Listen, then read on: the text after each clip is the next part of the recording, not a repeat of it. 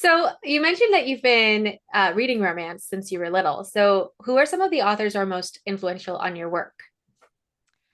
I was hoping you'd ask me this, so I actually noted, I think I've got like five or six here, but I'll just quickly summarize. So the first two romances I read was like a teenager.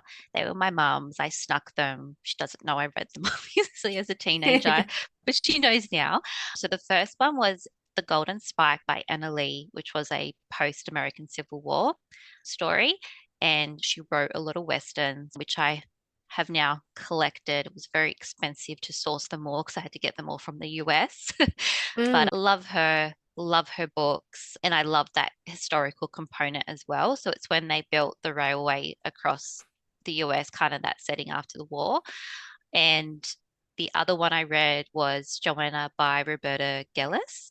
So that's a medieval set during the reign of King John and the events leading up to the Magna Carta. So her work is a bit more heavier on the historical than the swoon, but I do love the story of Geoffrey and Joanna, like in that story. It's still very like romantic and touching, but there's still like a lot of English back history, war, drama, this, that, and the other.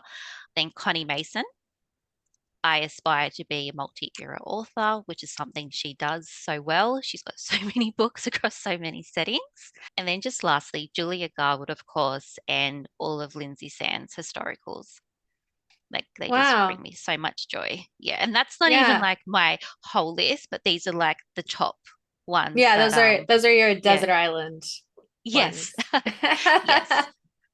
Well, so what is it in I know that in Australia the book distribution obviously is different.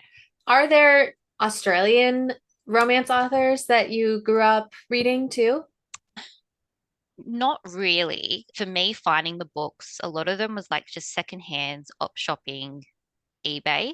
Like I don't never go into like a bookstore and find, you know, one of the original like mass market paperbacks like Hmm. to be purchased. It's always just been through sheer luck. I have amassed quite a collection. I think I've got over 100 like Wow. historical romance, but very much focused on the 80s, 90s. Love to collect step backs, and that's hard to find in Australia. So eBay is my friend.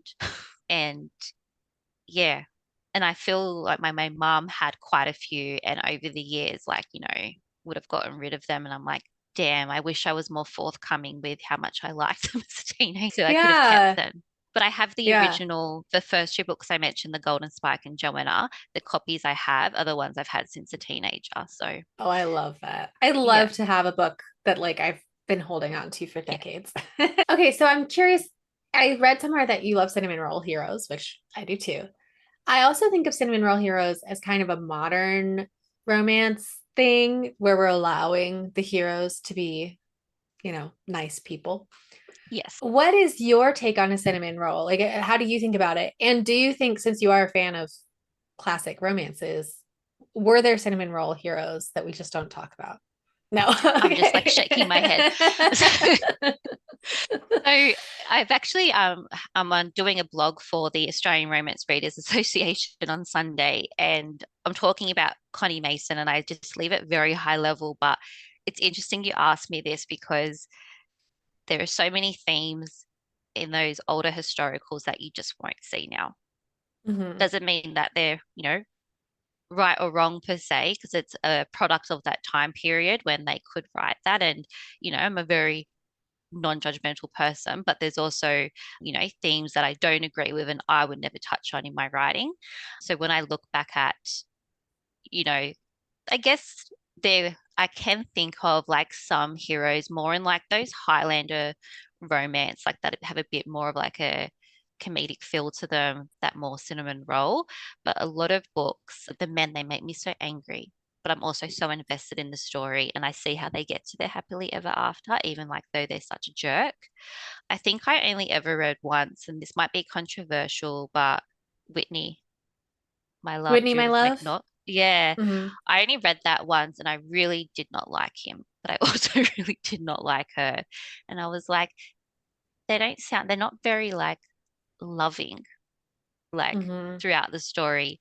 And I have been described by a reviewer in like a positive way as like a cream puff, like the way I write romance. So I'm definitely more on that lighter side of thing, which is why I like a cinnamon roll. But I like them with that perceived hard exterior. So my Viking is very like, he's a Viking. The last person you would think would have that soft inner core, but he does. So that was really nice to write. Yeah. Yeah. Yeah, I love that. I think I don't read a lot of classic romance, and I think I have very low tolerance for a hero that I don't like. I've never read Whitney My Love. I've listened to several podcasts analyzing it, and I'm like, there's no way that I would get through this. But I think you're right. When there's something else in the story that we can root for, or when we can be in the heroine's place, seeing that she really wants that, then we can root for her. And then that's a little easier to get on board. But Yep. personally, I want to like my hero too. 100% because you want to like picture yourself in that moment. So you want to be enjoying the moment, not sitting there thinking like, I really can't stand the sight of you. And there's a few and I that have just come to mind that I can't think of the name, but there's a few classic historical romances that I've come across that don't actually have a happily ever after, Oh, which I'm just like, I don't know if it's a Connie Mason one that I read, and you go through this really like long, dramatic, chaotic love story, and then at the end, they don't actually end up together.